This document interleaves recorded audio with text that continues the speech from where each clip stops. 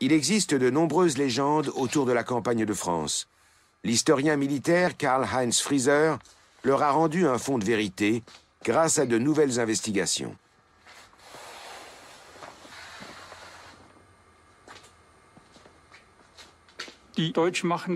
Les Allemands se sont lancés dans quelque chose de complètement fou. Selon le plan du général von Manstein, ils ont attaqué avec leurs chars en passant par les forêts des Ardennes, ce qui a pris les Alliés au dépourvu. Par ailleurs, c'était la première fois qu'on employait l'arme blindée à des fins opérationnelles. Alors que les Alliés avaient disposé plus de 4200 chars tout le long du front, les Allemands ont concentré leurs 2400 chars dans les Ardennes. Ils y ont fait une percée et ont ainsi provoqué l'effet de surprise voulu. L'offensive doit avoir lieu dans le sud de la Belgique, où personne ne s'y attend. La violation de la neutralité des États du Benelux est considérée comme un risque à courir. L'opération entrera dans l'histoire sous le nom de Sichelschnitt, coup de faucille. L'idée du coup de faucille de Manstein était si stupéfiante. Elle paraissait tellement insensée qu'on peut la comparer à la traversée des Alpes par Hannibal et ses éléphants. Cela relevait davantage de l'imagination d'un Jules Verne que du raisonnement méthodique et minutieux d'un général allemand. Et c'est aussi pour ça que l'effet de surprise a été si grand. Le talon d'Achille du plan de Manstein. Un flanc découvert, offrant une brèche de plusieurs centaines de kilomètres aux Alliés. C'est un jeu à qui tout double. Le général von Manstein a été à la fois le concepteur et la première victime de ce plan. Il a en effet été remplacé, parce qu'on a jugé son plan extravagant et trop risqué. Le général d'état-major Halder se débarrasse de Manstein en l'expédiant à Stettin. Manstein parvient cependant à exposer son plan à Hitler. Hitler n'aime pas Manstein et ne saisit absolument pas la portée de son plan. Contre toute attente, l'idée du général va néanmoins inspirer le dictateur de façon décisive. Plus tard, la propagande nationale-socialiste va attribuer à Hitler l'idée du coup de faucille. En réalité, Hitler s'est approprié cette idée sans même vraiment la comprendre. Comme on le constatera par la suite. Mais en attendant, on avance. Le général Guderian est en tête. Wir waren uns darüber klar, dass dieses schwierige Unternehmen nur gelingen und der Erfolg nur ausgenutzt werden konnte, wenn Führer und Truppen sorgfältig darauf vorbereitet wurden. Im festen Vertrauen auf den Sieg traten wir am 9. Mai den Vormarsch zur Grenze an. Walter Heinlein est un jeune artilleur dans une division placée sous les ordres du général Guderian. De par son éducation, son engagement dans la guerre contre la France lui paraît naturel.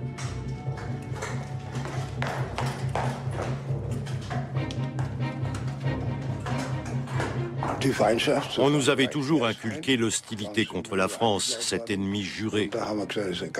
Alors on se disait que c'était le cours normal de l'histoire de chercher à récupérer ces territoires. Ça aussi, on nous l'avait répété à l'école. En ces années, la diabolisation du voisin est dans l'air du temps. Le 10 mai 1940, l'offensive est déclenchée à l'ouest. Les unités motorisées doivent ouvrir une percée au sud de la Belgique. La région est si escarpée, les routes si étroites, qu'elle passe pour infranchissable avec des chars. On tente malgré tout l'expérience. En tout, plus de 40 000 véhicules de la Wehrmacht se mettent en route. Mais dans les Ardennes, on rencontre toujours de nouveaux obstacles, ce qui conforte les détracteurs du plan Manstein.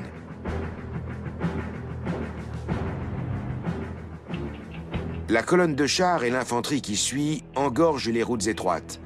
Les esprits moqueurs surnomment cette progression le plus grand embouteillage de l'histoire.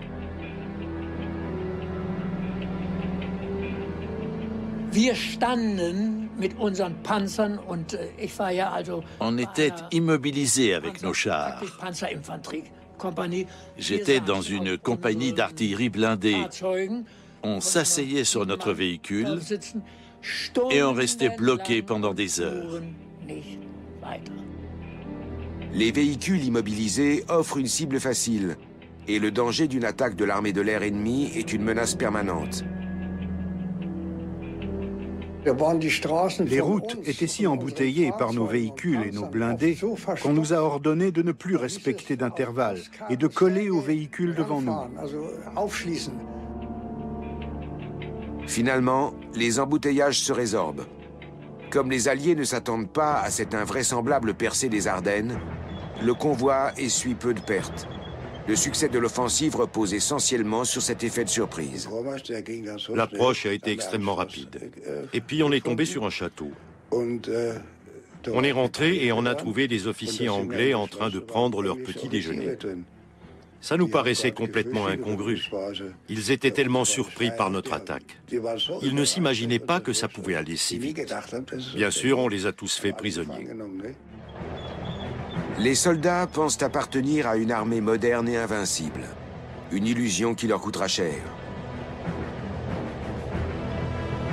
En réalité, la Wehrmacht ne dispose que d'une poignée de divisions modernes. Celles-ci sont déployées à l'avant, en pointe de lance. Sur les 157 divisions mobilisées, 10 seulement sont blindées et 6 d'entre elles sont motorisées. Derrière les blindés arrivent les unités attelées, qui, d'un point de vue technologique, n'ont pas évolué depuis Napoléon. Le gros des troupes progresse à pied. La plupart des divisions sont mal équipées.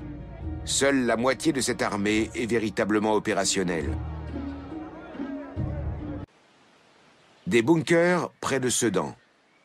La Wehrmacht doit franchir cet obstacle dans le sud des Ardennes. La vallée de la Meuse est protégée telle une forteresse.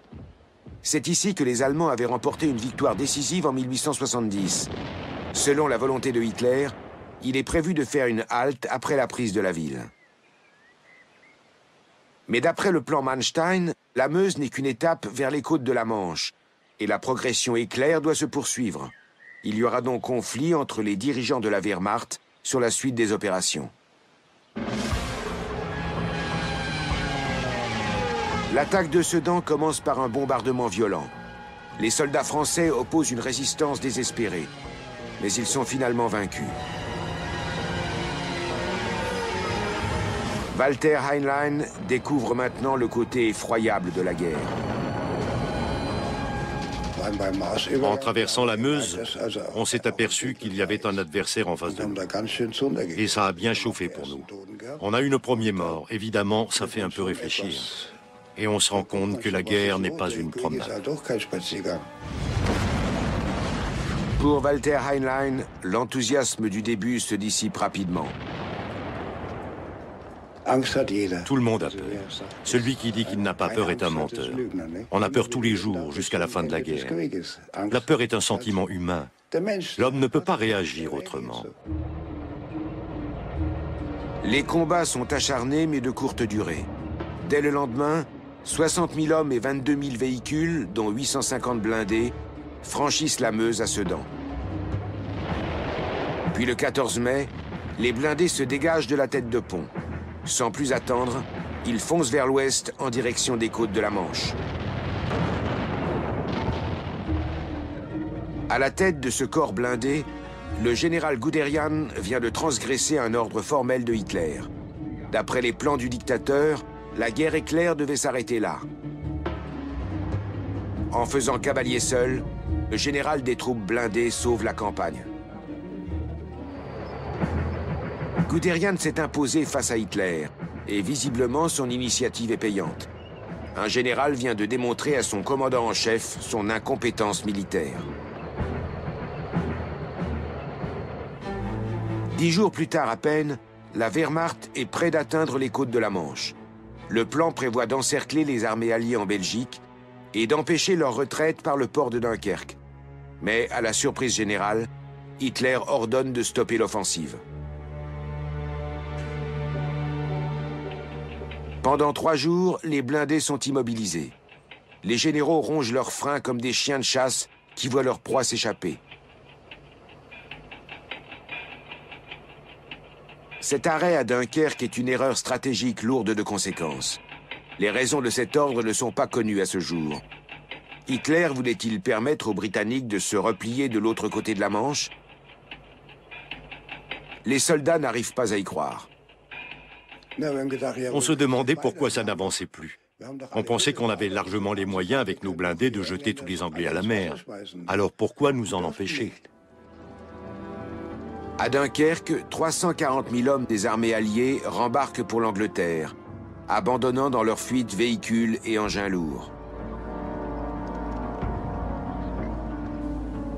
L'ordre d'immobilisation a pourtant une raison. Pour assurer le succès rapide de l'opération, le haut commandement de la Wehrmacht avait pris des décisions importantes sans consulter Hitler. Une fois de plus, ce dernier avait eu le sentiment qu'on le court-circuitait. Ce n'est pas les blindés qu'Hitler voulait stopper à Dunkerque, mais les généraux.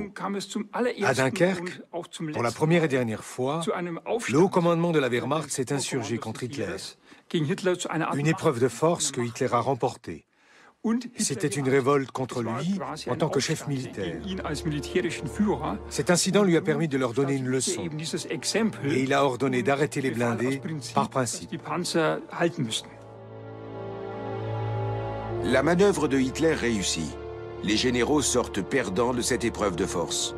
Pour lui, cela vaut plus que les 340 000 prisonniers qu'il a laissés filer.